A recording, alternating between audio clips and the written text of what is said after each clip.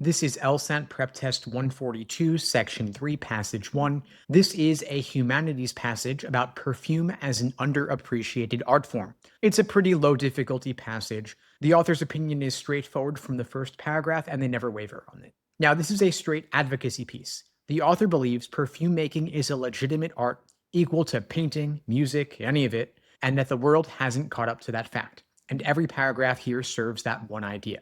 Now, the most important paragraph is the second one. That is where the author builds a detailed, deliberate parallel between how painters work and how perfumers work. So the LSAT is going to make questions built around that comparison, so you got to understand how all of this functions. Now, paragraph 1 is a warm-up. The author lists all the effort that goes into judging visual art, like curators, collectors, dealers, scholars, critics, and then they flip it. They ask, why doesn't smell get the same treatment? And of course, they're not curious about that. It's more of a complaint. The author already knows the answer. So they're giving you tone here. It's not about the content. They're telling you where the author stands before the argument even starts. Then paragraph 2 is where the work happens. The author says the link between perfume and painting ought to be regarded as undeniable.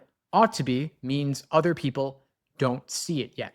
The author is correcting a blind spot, not reporting a consensus. And then you get a step-by-step walkthrough of how painters build up a canvas with pigments, oils, layers of underpainting, thin glazes on top. And then right after that, the author describes how perfumers do essentially the same thing with scent. And so that is a deliberate structure. It's not two separate descriptions. It's one process described twice to make them look identical. Now, the details about linseed oil and poppy oil don't matter. The author is matching the two crafts move for move. That is the point. Then paragraph 3 raises the stakes. Paragraph 2 was about process.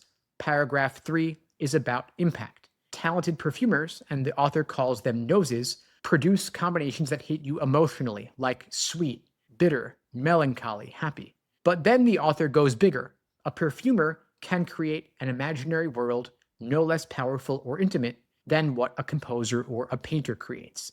And that is the strongest claim in the passage. And then right after that, the author ties it to memory and childhood experience, then says perfumers are in the same business as artists who create the illusion of life on canvas. So if you skimmed this paragraph and only caught the list of emotions, you want to go back.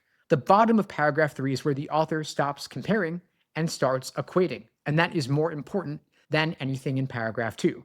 Then paragraph 4 changes direction.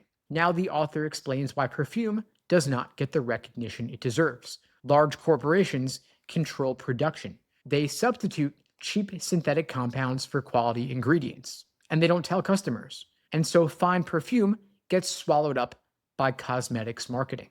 This paragraph answers the question from paragraph 1. Why isn't perfume taken seriously? Because the industry itself has hollowed it out. So read this, understand the cause, but don't let it hijack your sense of what the passage is about.